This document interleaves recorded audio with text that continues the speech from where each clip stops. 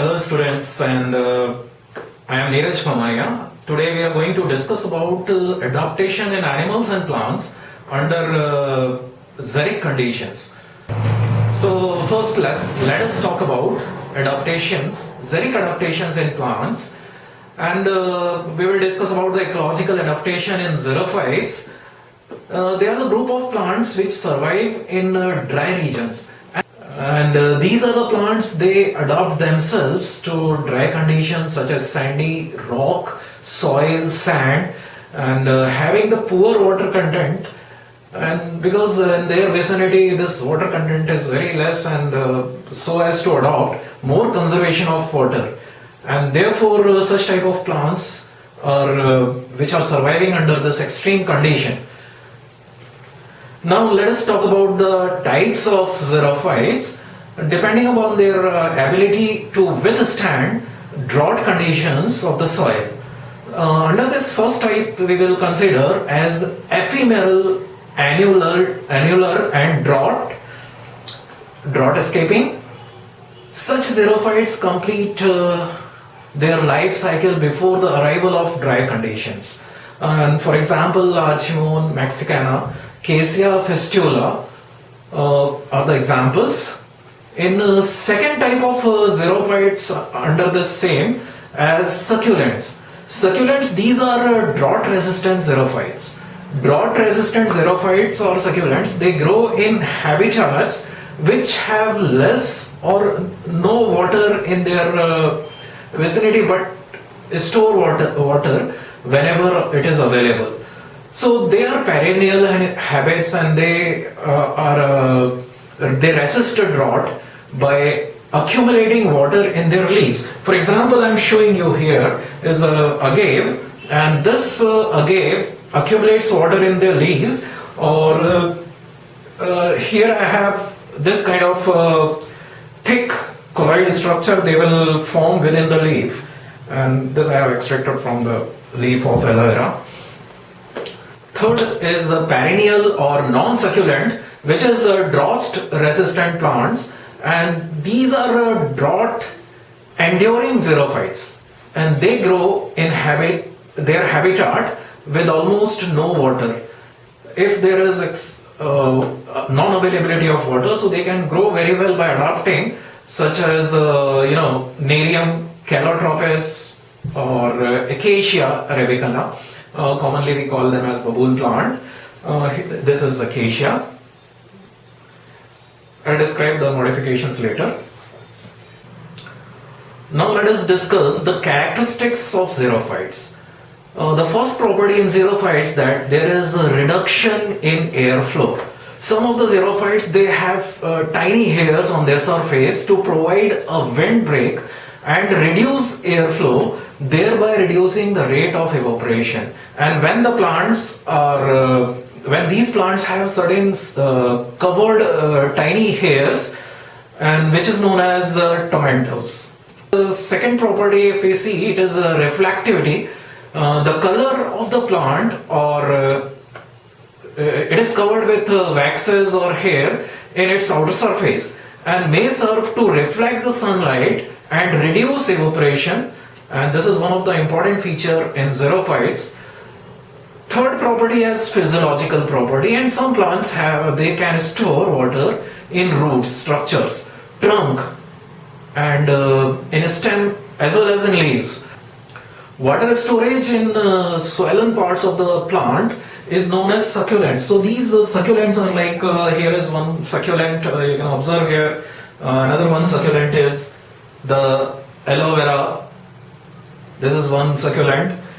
Another succulent is, you can observe this succulent, and as again I have shown before, or calotropis, and they store water in the swollen leaf parts, and sometimes also these water helps in various metabolic functions during need. Plants may secrete resins and waxes from the apicuticular waxes on their surface, which reduces evaporation. This is one important physiological property present in plants. which are succulents or under xeric conditions. For example, in this cave, the outer surface is thick cuticle covering surface. One more metabolic adaptation is their photosynthesis behavior. They change a kind of photosynthesis, the allocation of products of the photosynthesis for growing new leaves, and the roots are well modified, remain there in the form of reduced or for a prolonged time. Ecological adaptation of xerophytes, if we see roots, the root system is very well developed with extensive branching and often longer than that of the shoot system. Roots, therefore we say it is deep, the plants are deeply rooted. Root hair and root caps are very well developed. Second adaptation in stems, mostly they are stunted, woody, hard and covered with thick bark. As in case of acacia, this is a part of branch, and there itself we can see in this twig, it is having a thick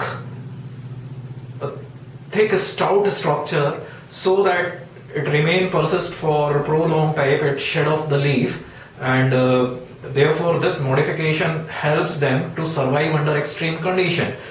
These thorns are developed as a modified stem, and sometimes in some cases like in opuntia, stem is modified as a phylloclade and covered with spines. So the leaves are modified into spines, and the chlorophyll is now available in stems, and they perform the function of photosynthesis. So there it is having greatly reduced leaves, and it is in the form of modified spines. Leaves are very much reduced, small scale like, and sometimes modified into spines. As I have described, it is modified into spines, and right now I am not having the spine, but in case of aloe vera also we can see that leaf blades are modified to spines. In agave also the tip of the leaf apex is modified into a thick spine, and the margins also, the leaf lamina is with thick covering and coating, a thick cuticle covering, and the leaf margin is having well developed modified spines. Therefore, the leaves sometimes are modified into spines to reduce the rate of transpiration. Lamina may be long, narrow, needle-like, or the leaflets are well modified, as in case of the pinnately compound leaf, maybe the unipinnately compound leaf or the multipinnate compound leaf, and here the spines are well modified, and this is apex, leaf apex once again. So leaf surface are shiny, glazed to reflect light and heat. For example, in Calotropis, here the leaf surface in Calotropis is greatly shiny, and this is with thick and waxy coating surface. The stomata on the lower surface of the leaf, it is a sunken type of stomata, so that if the surface area is large, it may not lose more amount of water, but it is remain closed during daytime, so that more transpiration can be checked.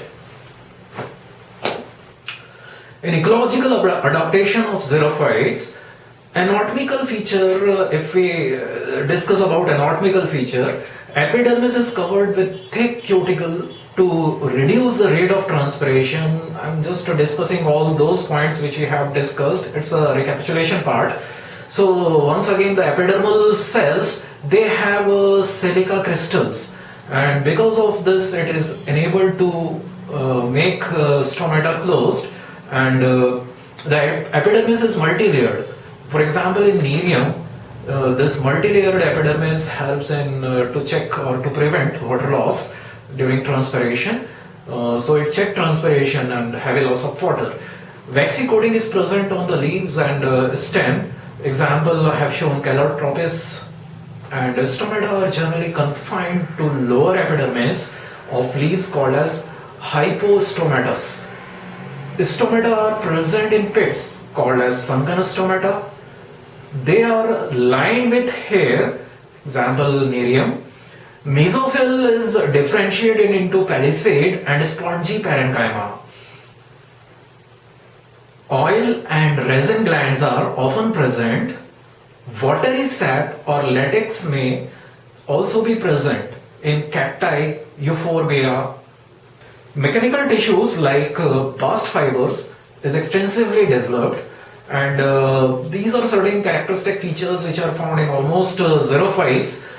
So therefore, which enable them to survive in extreme conditions like arid conditions where there is a scarcity of water, or sometimes water may not available, and so they remain sustained in such adverse conditions. Thank you.